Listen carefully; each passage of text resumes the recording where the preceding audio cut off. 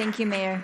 We have here with us the Mayor of Kyiv, Vitali Klitschko, and also Wladimir Klitschko, the chairman of the Klitschko Foundation. And our guests, before we get into the conversation and the Q&A with the audience, have actually asked to show you a video.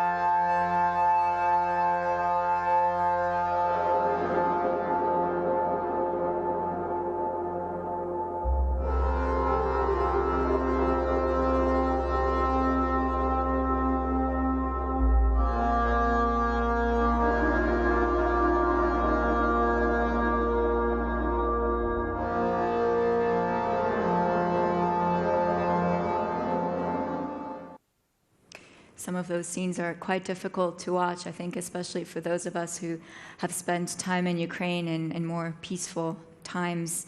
Mayor Klitschko, when I was in Kyiv a month ago, one thing that really struck me was that a lot of residents seemed really adamant about trying to go about their daily lives as much as they can, you know, still taking their kids to the playground, for example. But over the past days, we've seen that Kyiv is not immune to violence. Do you believe that the capital is safe for civilians at the moment? First of all, good afternoon, ladies and gentlemen. Great to be here in NATO Summit. Great to talk to the friends of Ukraine. I want to say from Ukrainian citizens, thank you very much for everyone who supports Ukraine. We need your help. Without your help, to be honest, we can't survive. We stay in front of one of the strong armies in the world and surprise whole world. We tough fighting against the Russians. And simple explanation why we surprise for everyone in the world, why we so good against one of the strongest armies in the world.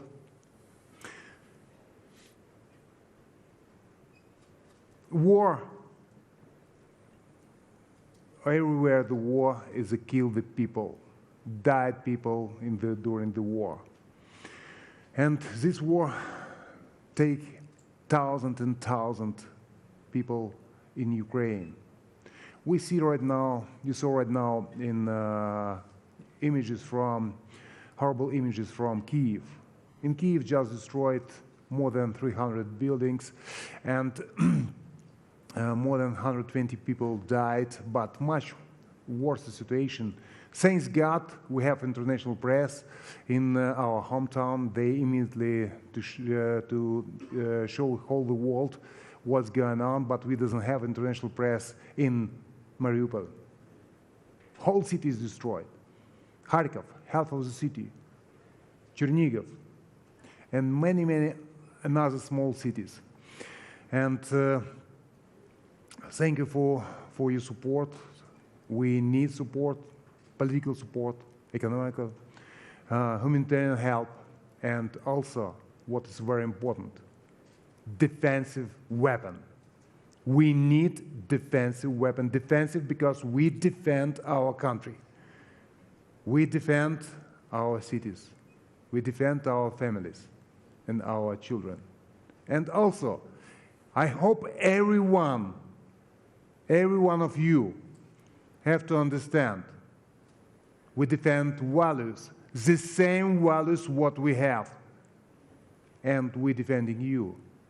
And that's why we ask right now about defensive weapon what we need so much.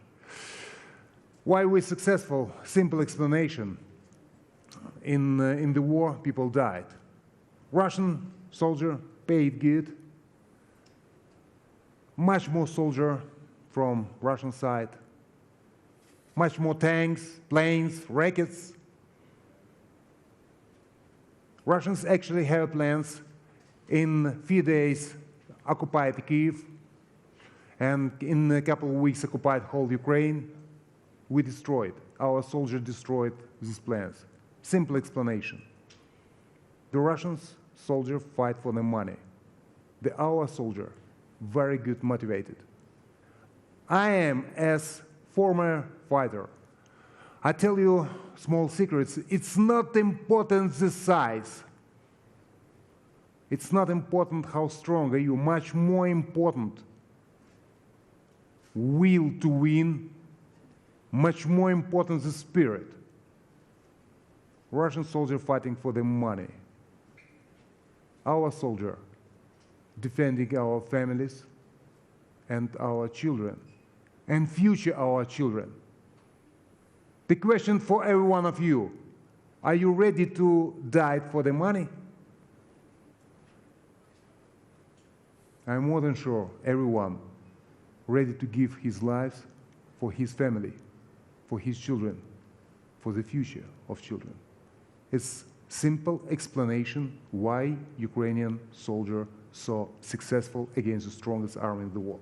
But we need your help, and that's why we are right now together with Vladimir, coming from Kyiv yesterday, and participate in NATO Summit and deliver very important messages to every one of you regarding our homeland, regarding Ukraine. Mayors, Jose, if I can tell, thank you very much. We actually, a couple of minutes ago, signed historical agreement. We make our cities capital of Ukraine and capital of Spain, sister city. It's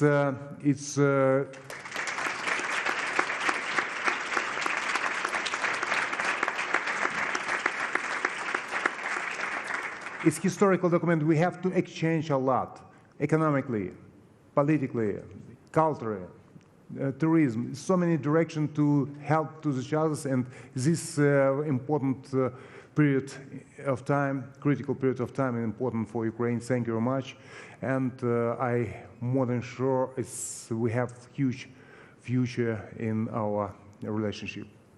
Self-government, one second. Self-government is very important. I'm not just mayor of Kyiv, I'm president of City Association of Ukraine, more than 1,000 communities in our association, one of the largest associations, and the biggest pressure and the target, the mayors. More than 30 mayors kidnapped.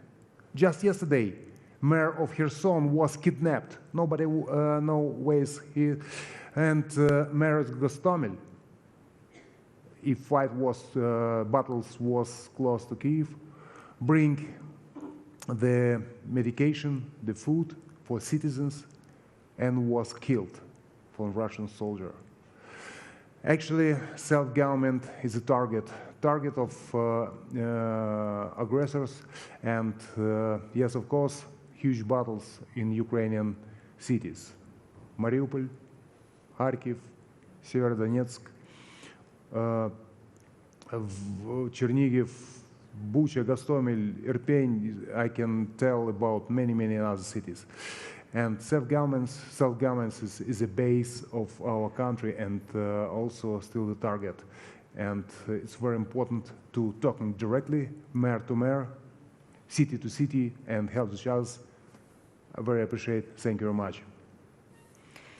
Following up on your point, your message to officials, and I see several senior officials here in the room from NATO and Western allies. Do you feel from your conversations here in Madrid that your message is being sufficiently heard? Do you feel that you're getting the kind of weapons and the quantity of weapons that Ukraine needs? Actually, right now, the main message in NATO summit, it's not main message, main tema, the war. One of the biggest war after the Second World War in the European continent. We don't know right now exactly numbers of people who died, and thousands and thousands and thousands people. We don't know exactly the numbers. The war is not finished, and we have to do it everything what is possible to stop the war, to bring the peace back to Europe is main priority for everyone. And yes, of course, the main question right now, how we bring the peace, what we have to doing, and Russians respect just the power. We have to be strong, and we need modern defensive weapons. It's we stay right now and pay. We have not enough. I tell open for that. Not enough artillery, not enough weapons, and we need much more support. And I hope the messages to particular person I actually give, and still communication pretty well, and everyone support Ukraine, but we need right now. Tomorrow we pay huge price every day, the lives of our citizens. So you say you don't have enough now. Do you think the problem is logistical or is it political? Politically, everybody support Ukraine. It's no question. I guess it's logistic. It's I guess some bureaucracy. I don't know exactly. Some declaration is there, but it's weak. 2 weeks, 3 weeks, the weapon is not there. And our soldier told to me, please, Vitali, if you go there, talk to decision maker. We need the weapons. Russians have much more artillery, much more tanks, much more rockets. We need modern anti-rocket systems. Everyone, I guess, have received the horrible images from a small city south of Kyiv,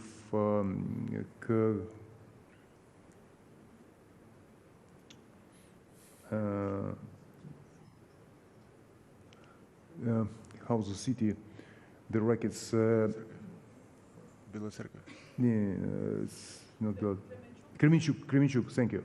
The Kremenchuk small city, south, 200 kilometers of south of Kyiv. The shopping mall was destroyed, and more than 20 people killed, more than 40 missed, and hundreds of injured. We need modern anti-rocket systems. I'd like to go over to Wladimir, because your foundation, the Klitschko Foundation, was originally founded to help kids, but as I understand it, you have now pivoted to help address the humanitarian situation in Ukraine, which is maybe something that we don't talk about enough. What is your message to the international community about the humanitarian aspect of Ukraine's troubles? Good day, Madrid. Good day, Mr. Mayor. It is great to be at this NATO conference, and there's a lot of issues. One of them is humanitarian, as you asked. During the war, Ukrainians have been asking for a lot, and for a long time. 125 days the war has been going, and obviously there's struggle of people, refugees, people that still in the country under bombarding. And if you just think about it, up to 3,000 rockets were launched and landed on the Ukrainian soil. 1,000 children being killed, tortured, murdered, Ukrainian children. Thousands of children being removed by the Russian army to the filtration camps and spread out, and who knows where they are around Russia. So there is a lot of issues, and humanitarian help is one of them. With the Klitschko Foundation, for the past 18 years, we've been helping children, and all of a sudden you ask yourself, how can we help during the war? Because infrastructure is destroyed, you work with people. Ukraine is the largest European country, so you need to have other people to deliver some goods, find the issues, find the problem, find where the help is needed. And it's one challenge after the other, and it's very complex. But one thing that we recognized, we cannot stop life. We cannot stop life, period. Even during the war. Even during the war, you're adapting to the environment. You're adapting your new kind of system, figuring out how you can help young mothers. They've just been giving birth to babies, and there are thousands of them. And they're in tremendous need as well. So you build with your allies simple issues, simple topics as baby foods that have been provided to young mothers, for instance. And humanitarian side is extremely important, as well as weapons. But I'm not going to talk about the weapons. On the humanitarian side, without you, without allies, without understanding how important that topic is, and provision of the help and support is between life and death for us in Ukraine. And I will touch this extremely bothering picture that I saw this morning after rocket attack, and in the city south of Ukraine, in Kremenchuk, where a little girl been murdered by the rocket, a 6-year-old girl, and her sister and brothers are still alive. One of the parents got killed as well. And then you ask yourself, that child could be my child, or child of my neighbors, or child of my relatives. How can I help and support? And I would say number one is definitely, during the war, weapons is the greatest support. We are at NATO conference. Weapons are extremely important in the war, and you're realizing it only in the wartime. And obviously, humanitarian side, continued supply of the goods, medicine, food, water, as in south of the country, with spread out pandemic or different viruses that are affecting just living and existing. We can endlessly talk about it, and I just want to say that with all the help that we received, and we will continue hopefully get, and it's going to be a very lasting process. And our endurance, on one side, our endurance, someone who is helping and supporting, and the endurance of the people who is receiving it and asking for the help, eventually we will defend Ukraine. We will defend peace in Ukraine and in Europe. Just please don't stop supporting us. I think we'll go to some questions from the audience. As a reminder to those of you watching online, you can also submit questions via the online platform. I think our first question in the room will come from Congressman Connolly. Thank you. If maybe you could go to the mic over there so everyone could hear you. Thank you so much, Congressman.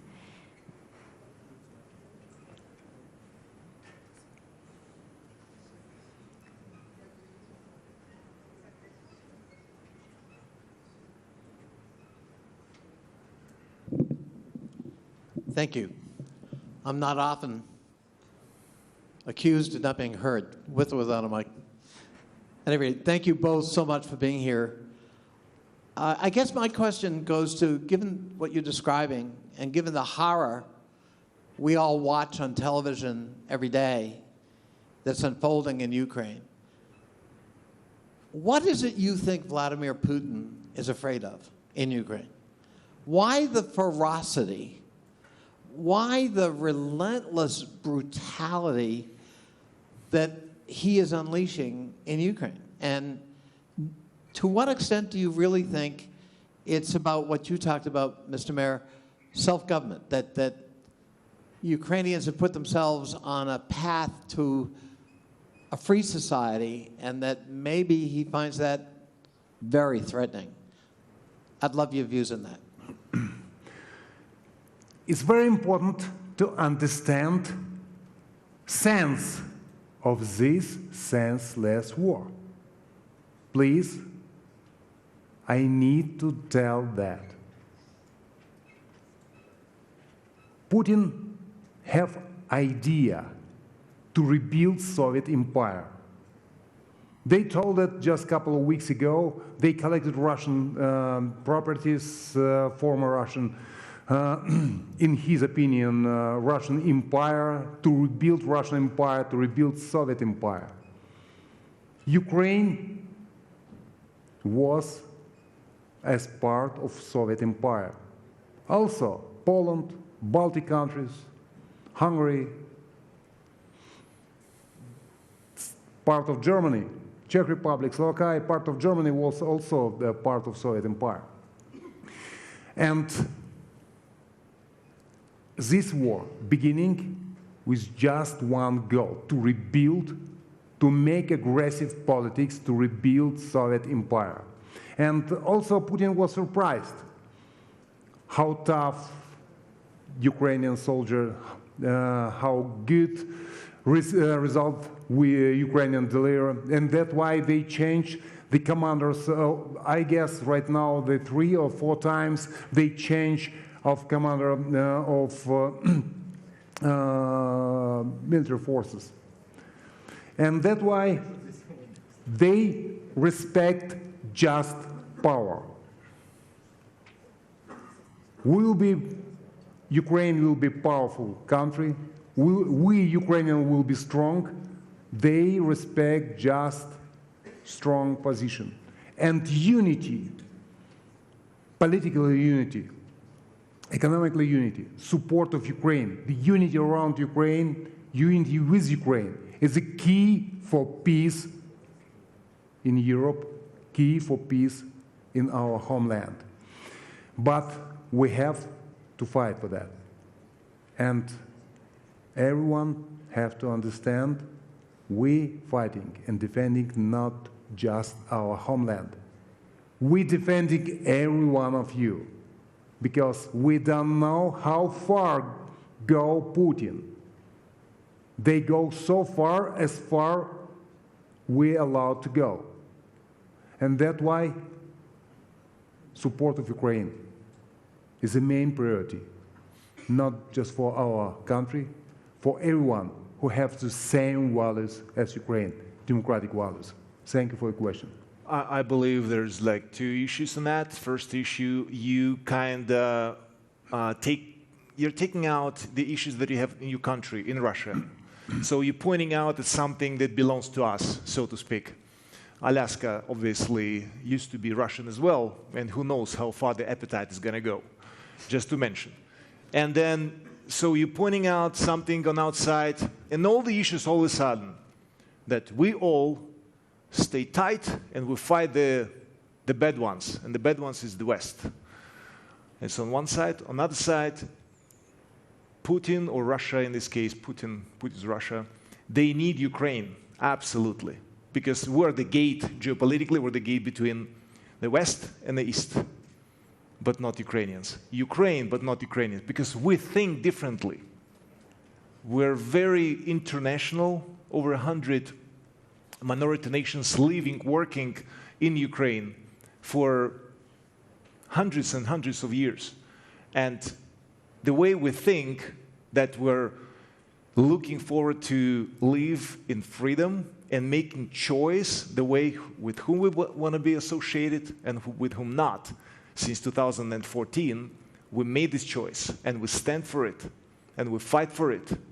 And that's why I think these two issues are probably explaining why all of a sudden Ukraine became one of the big appetites of Russia, Putin's Russia. Do we have any further questions in the room? Yes, the gentleman in the back. Thank you.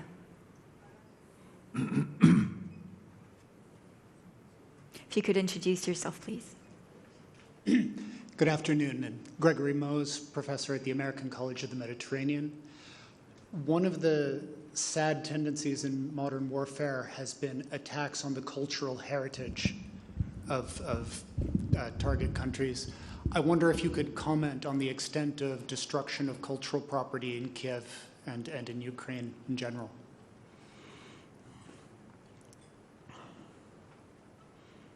First of all, please don't believe Russian propaganda. Actually, we both born in Soviet Union. Sorry, in a communist family. Our father was military general, Air Force general. He was. We truly believe in the NATO, and capitalism want to make Slavs from us. And I remember as a child, small child, always I come from my house, I see big billboard, NATO soldier with wolf head, with bloody hands, full with weapons, and always as a child I go out and I was shocked. It was like horror billboard, and I was afraid from beginning. And Russians told always liar. 1994, the Russian Federation promising and make a guarantee if Ukraine has goodwill to give up our nuclear weapons, our territorial integrity and independence. They lied. They lied, make a liar if annexion Crimea, the green people with the green uniform without identification is not our soldier. Is it? It was Russian soldier. They told they not involved in conflict, in war in Donetsk, Lugansk, but everyone know without weapons delivering, financial support, propaganda, this war never happens. They told right now it's actually special operation because Ukrainians radicals, fascists, nationalists, they make a pressure in Russian. The Russians feel himself not so well in Ukraine, and that's why the Putin helped Russians. I'm sorry, I am part of government, self-government. I'm in my body and body of my brother, half of the blood is Russian blood because our mom is Russian. Our mom can't talk Ukrainian. And it's everything's liar. That's why we're talking right now about the weapons a lot. I want to give in preview stage, want to give question, but we have not so much time. The main weapons right now, they're not the rockets, not the tanks, not artillery. The main weapons is media. And Russians zombed people. Can you imagine? 70% of Russian population in Russia support this war against Ukraine because people is zombed, like in Soviet time. I remember that. That's why it's very important to block the Russian resources, and they zomb people. It's very, very important to switch off the Russia today. By the way, TV channel have more budget than capital of Ukraine, just one TV channel. And it's very important. The aggression against culture. Aggression is of all fronts. And as my brother told, they need Ukraine, but don't need Ukrainian. I just want to add, maybe, have you heard about the winners rewrite the history? Yes. So let's not them win, because the history is going to be horrible. There's nothing healthy is coming out of propaganda that has been spread for so long time. So let's not Russia win this war. And on that note, unfortunately, the organizers told me we absolutely must end this session, but there's a lot more we could discuss, and I'm sure you will be discussing with many of the officials in this room. Thank you so much for sharing your thoughts and your experiences. Thank you very much. Thank you for support of Ukraine. We win this war. Слава Україні! And we win this war. We're fighting and defending our country and everyone in Europe. We doesn't have another choice, and that's why the unity with Ukraine is the key for peace and freedom in whole Europe. Thank you very much. Thank you for your support. Thank you so much, Mr. Mayor, Mr. Klitschko, for joining us. And now we will take a short break.